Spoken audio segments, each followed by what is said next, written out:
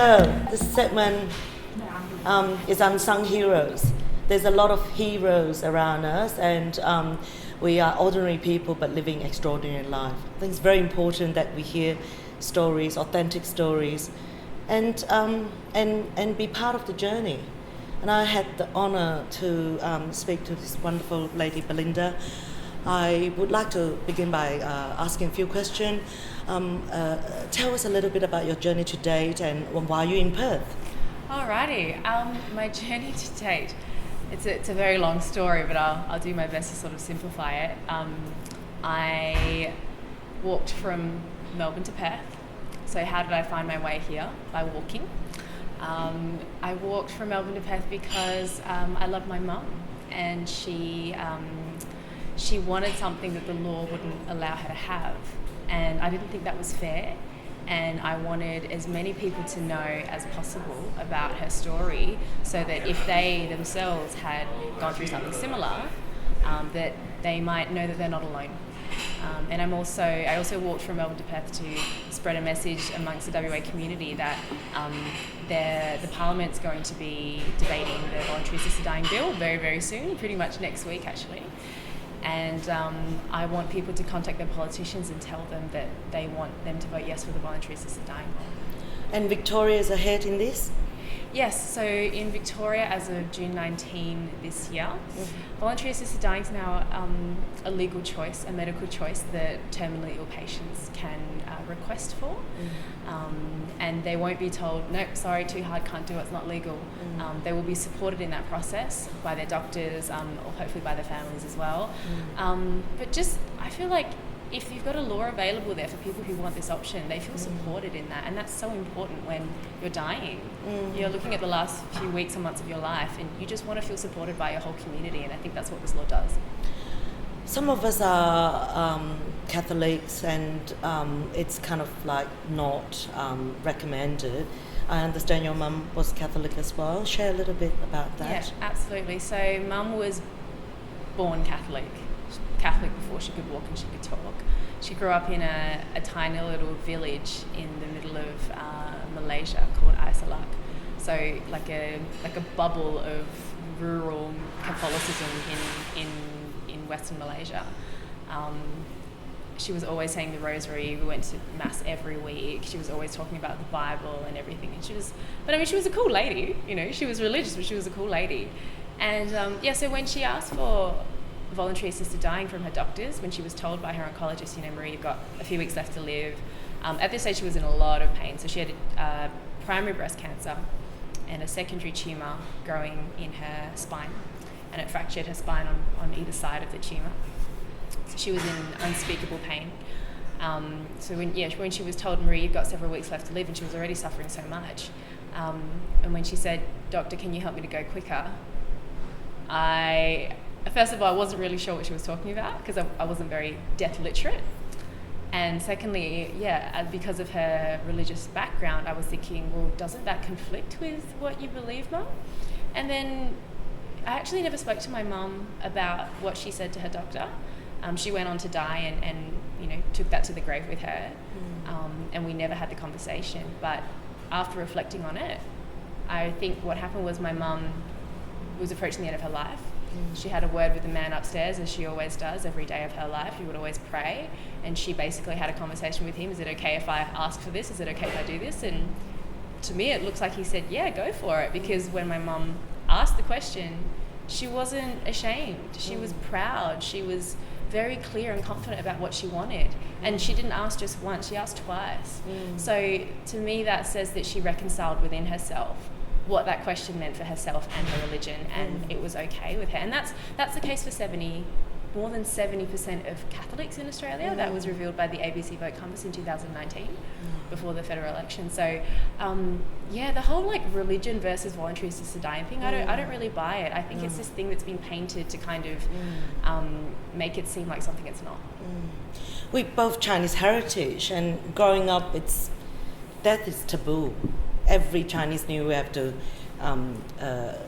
say some good greetings to our parents that live to 1,000 years old. We know for a fact they don't. But we don't approach death or even talk about it. So therefore, a lot of people don't normally even sell life insurance to Chinese people. Is death a topic only being talked about when she's suffering in your household? Yeah, well, actually, Mum was a nurse for 39 years, and she spent a lot of the later stages of her career working in aged care.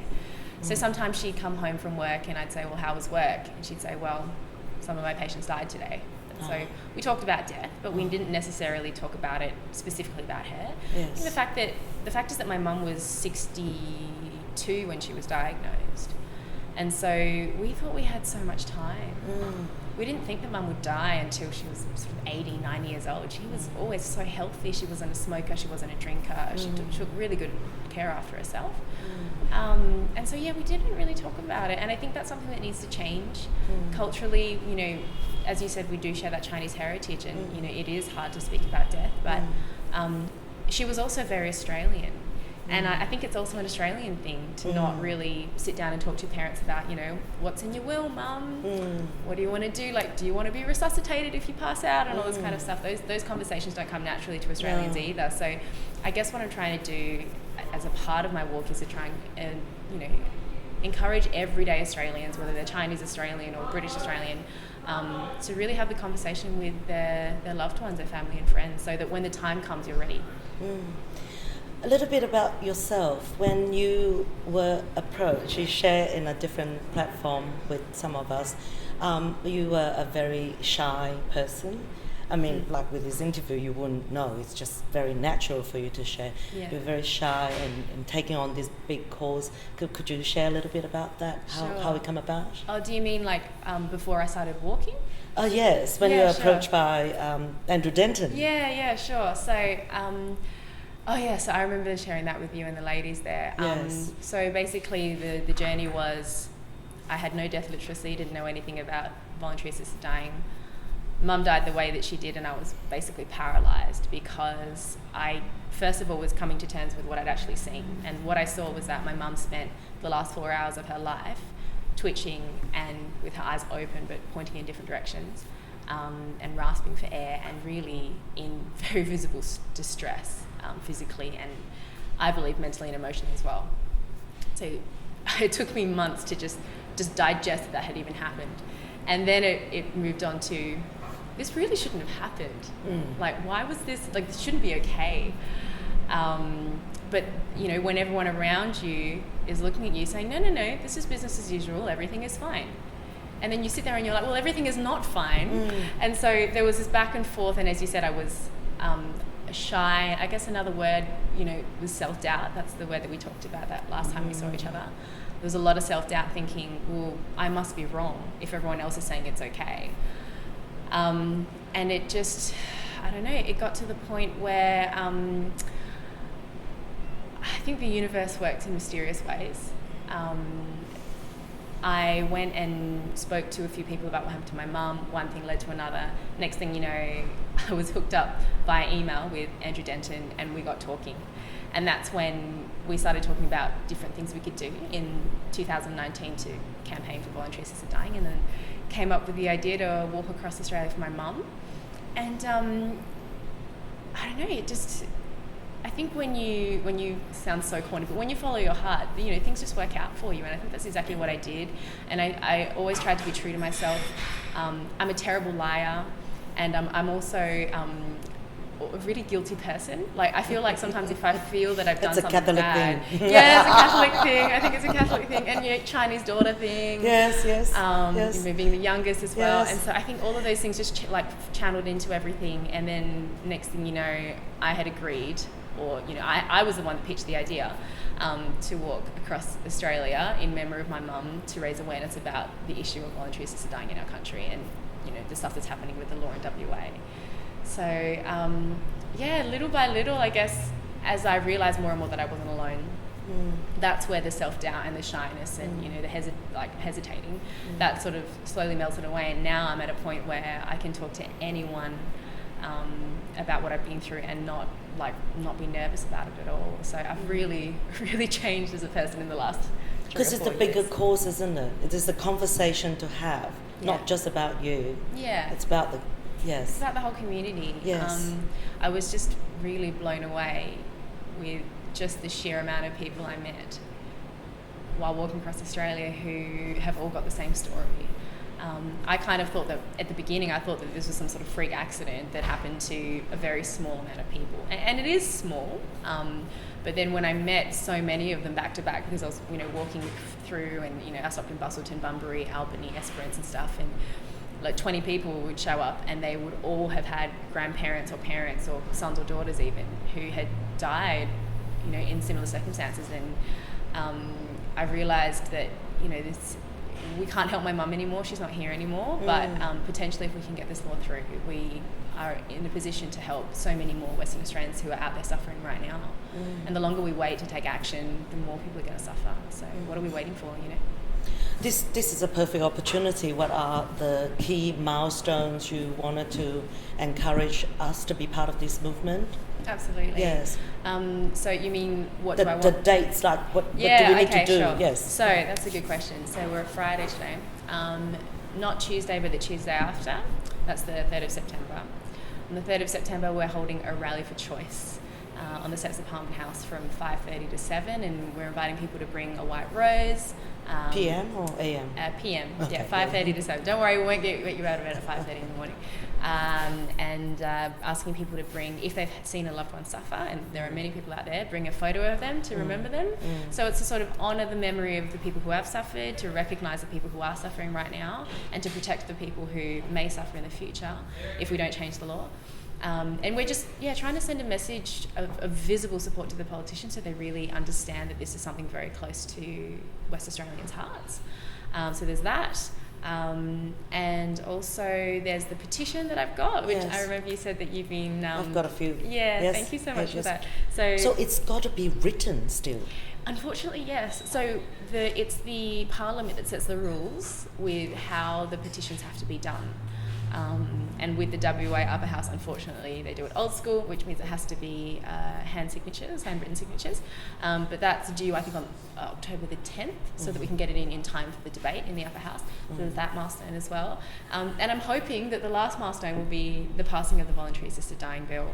I haven't allowed myself to think what that might feel like, whether it passes or not. I think I'm just very focused on the process of generating support, rallying support, getting people to the rally, getting people to sign a petition, speaking to people like yourself, you just get it, and to, just spread that awareness and that conversation as much as I can, because at the end of the day, I'm just one person. But I want to sit down at the end of this year knowing that I've done everything I can do. Looking in the horizon, when it's passed, we get our people together with that energy. Yeah. What is we get so focused on our milestone immediately that we achieve certain things. Have you gone past looking at the horizon? What would it be for Belinda? That's a really good question. Actually, so it's funny because I recently got home from a short break. Flew to Malaysia for a week. And then came back. And I didn't have a place to live. So just this week, I've been filling out applications for a place to live, like rental applications. So thinking about what's going to happen after we pass this bill or not is just so beyond me right now. But I think whatever I ended up doing, it's got to be something that's fulfilling. I did have a few jobs before this where, I might have done that job for the money or the convenience or whatever. And I think I've just learned, especially from this walk, that life is short. Yes. If I live the same lifespan as my mum, I've got 30-something left years to live. And I don't want to spend those 30-something years working for money. I want to have a job that's fulfilling, and even if it's hard. So whatever it is afterwards, I think I would definitely spend some time figuring out exactly what it is that's fulfilling. And I don't know, maybe one of those things could be figuring out a way for me to, let's say it gets passed in WA, there's still going to be, that means that there'll only be Victoria and WA that have voluntary assisted dying laws. You've still got Queensland, Tasmania, South Australia, New South Wales, and the Northern Territory and then ACT that are kind of sitting around waiting for things to happen for them. And so if there's a way for me to help them, I'd definitely be up for it. But I think I want to just focus on one thing at a time, and I haven't thought about it too much. So Oh, that's amazing. I mean, but that's like 5 years cut out already. You're Yeah, going yeah. through I know, all right? that, yeah. I had a joke with another nurse from Queensland. She's like, you should just walk to Queensland afterwards because we need to, be next. But I'm not sure. I just know that whatever it is that's coming up next, it's got to be fulfilling and it can't be just for the money. And but I also kind of have this trust thing where I try not to overplan things because it just stresses me out. And I think that if I can just be myself and do everything with good intentions, then I'll figure it out. But yeah. But if you know anyone that, that has the perfect job, Yes. and just like give me a call. Yes. Well, you actually answer a question that I didn't ask. And some of the interview, I want to tease out what is an authentic life for you and what legacy you want to live. You've answered both of them without me good. asking the question. Oh, good. I'm glad. And really thank you for sharing. Again, the name is Belinda Teh. Yes, that's it. And the actual, do you have an Instagram? Is that Yeah. Walk for? So my website is belindasbravewalk.org.au. Brave And Walk. then I've got, if you look on Facebook, Belinda's Brave Walk, I'm on Facebook. And then on Instagram, I'm also Belinda's Brave _walk. And then I'm on Twitter. But if you just Google Belinda Teh or Belinda's Brave Walk, you'll find everything. So a few of the interviews, it's food for thoughts, but there's a call for action. So we can't sit on our hands. Those are key milestones and the dates. Let's do something. Thank you. Thank you for coming. Thank you so much for having me.